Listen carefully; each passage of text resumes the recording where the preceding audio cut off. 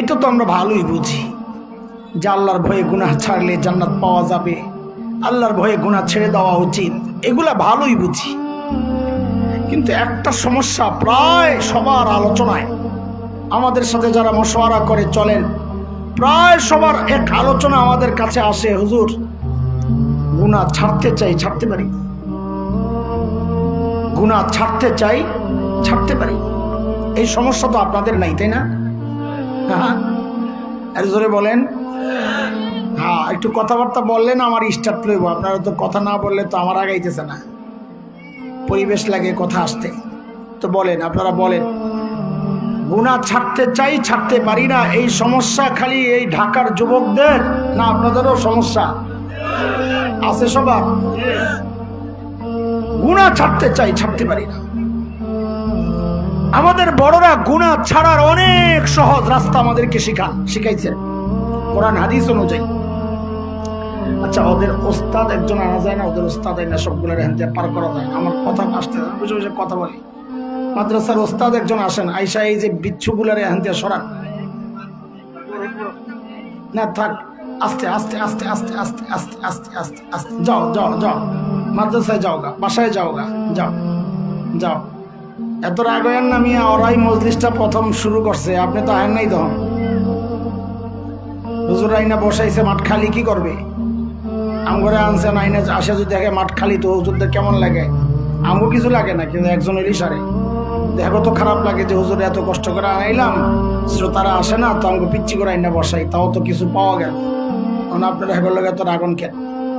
ওই কথা কয় তো, এই জন্য আমার মনোযোগ নষ্ট হয়। আবার সামনে বসা একেবারে। তো আমাদের বড়রা কোরআন হাদিস ঘেটে ঘেটে ঘেটে ঘেটে অনেকগুলো সহজ রাস্তা আমাদের সামনে পেশ করেছে, যে তুমি এইভাবে এইভাবে চলো, তো গুনাহ ছেড়ে দেওয়া তোমার জন্য সহজ হয়ে যাবে।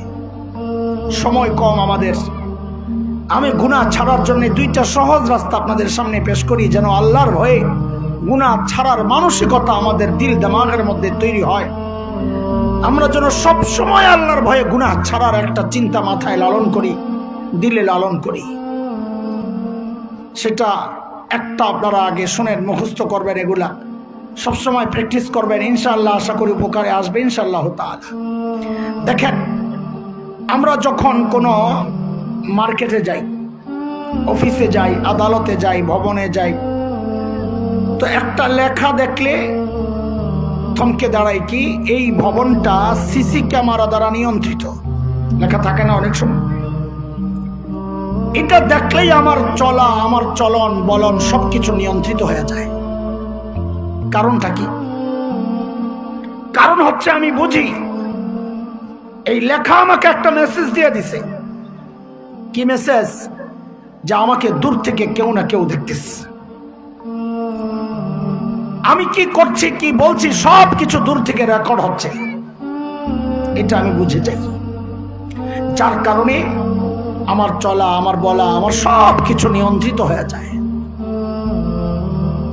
গুনাহ করার সময় যদি এই বিষয়টাই খালি দিল আর দিমাগের মধ্যে বসানো যায়, যে আমি যে গুনাহ করতেছি, আল্লাহর রেখে দেওয়া ফিট করা, একটা দুইটা নয়, তিনটা চারটা নয়, আটটা সিসি ক্যামেরা আমাদের চারদিক থেকে আমাদেরকে পাহারা দিচ্ছে।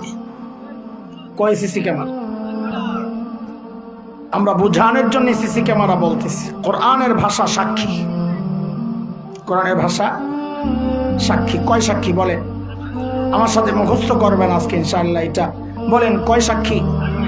এই 8 সাক্ষী কি করে? পাহারা দেয়। সাক্ষী হচ্ছে পাহারা দেয়, আল্লাহর আদালতে আমার আপনার বিরুদ্ধে সাক্ষী দিন। কয় সাক্ষী? আবার বলেন। 1 নম্বর সাক্ষী জমিন। বলেন। আমি কোরআন হাদিসের সিরিয়াল অনুযায়ী আপনাদেরকে মুখস্থ করাবো না, তাহলে আপনাদের মনে রাখা কষ্ট হবে। আমি নিচের থেকে উঠাইতে উঠাতে উপরে নিয়ে শেষ করবো ইনশাআল্লাহ। তো বলেন, 1 নম্বর সাক্ষী কোরআনের কথা। আল্লাহ বলেন, ইয়াউমাইযিন তুহাদ্দিসু আখবারাহা বিআন্না রাব্বাকা আওহা লাহা। জমিন সেদিন কথা বলবে, আল্লাহ আমি সাক্ষী, আমার উপর দাঁড়ায় দাঁড়ায় গুনাহ করছে, আমি সাক্ষী। জমিনের সাক্ষী থেকে যদি বাঁচতে চাই, রাস্তা দুইটা। এক, এই জমিন থেকে দূরে কোথাও চলে যান, যেন জমিন গুনাহ করতে দেখতে না পায়, সাক্ষ্য না দিতে পারে। এটা সম্ভব কিনা বলেন তো? কোরআনে সূরা রহমানের মধ্যে আল্লাহ বলেছেন এটা, ইয়া মা'শারাল জিন্নি ওয়াল ইনস ইন ইসতাতা'তুম আন তানফুযু মিন আকতারিস সামাওয়াতি ওয়াল আরদ ফানফুযু লা তানফুযুনা ইল্লা বিসুলতান।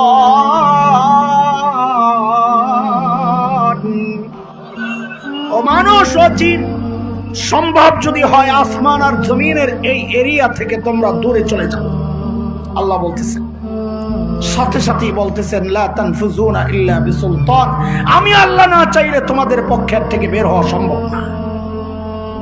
জমিনের সাক্ষী থেকে বাঁচার আরেকটা উপায় আছে, সেটা হলো জমিনকে গুনার সাক্ষী বানায়েন না, মানে গুনাহ ছেড়ে দেন, বরং আপনার তাসবিহাত আর জিকিরের সাক্ষী বানান।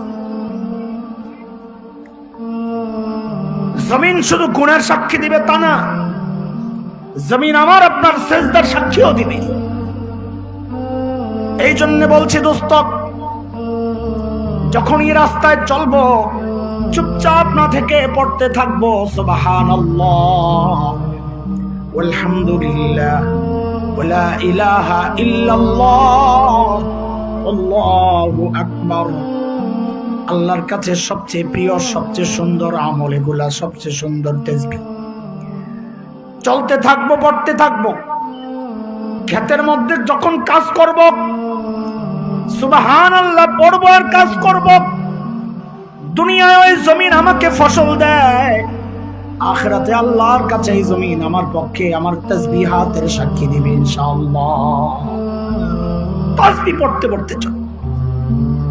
রাস্তায় চলার সময় মসজিদ একটা পায়া গেছে, ওযু করে যায় 2 রাকাত নফল নামাজ পড়ি, ওই মসজিদটাকে আমার সেজদার সাক্ষী বানাই।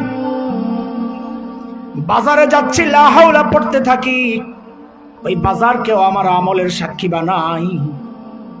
সাক্ষী বানাবো তাসবিহাতের সাক্ষী বানাবো, জিকিরের সাক্ষী বানাবো, তিলাওয়াতের সাক্ষী বানাবো, সেজদার। খবরদার কোন জমিন যেন আমার বিরুদ্ধে গুনার সাক্ষী দিতে না পারে, এটা খেয়াল রাখা।